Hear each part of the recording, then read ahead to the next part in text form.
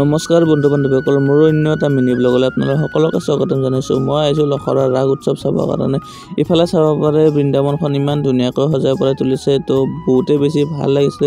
ইফালে গণেশ বাবাৰ মূৰ্তি এটাও বনাইছে, ইফালে জুবিন দাৰ ফটো আৰু ডক্টৰ ভূপেন হাজৰিকাৰ ফটোত শ্ৰদ্ধাঞ্জলি জনাইছে। ইফালে ডাঙৰকৈ বনাইছে জুবিন দাৰ ফটো, ইফালে জগন্নাথৰ মূৰ্তি বনাইছে, ইফালে লক্ষ্মী নাৰায়ণ বহি আছে। তো ইফালে চাব পাৰে চাইকেলত দুজন মানুহ এনেকৈ বহি কিনে চাইকেল চলাই গৈ আছে।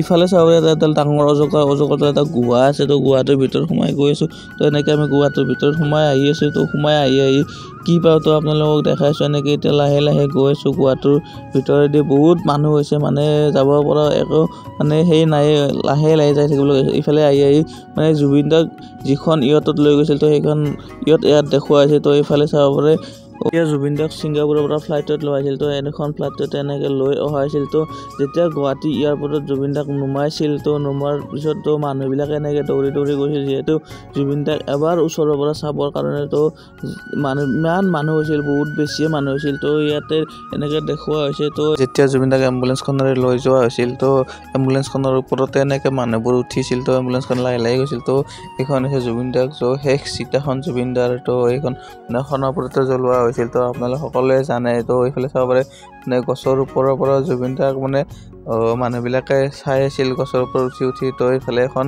ডাঙৰকৈ জুবিন দাৰ ফটোত শ্ৰদ্ধাঞ্জলি জনাইছে। তো জয় জুবিন দা, জয় অসম, জুবিন দা অমৰ হওক, আমাৰ সকলোৰে মাজত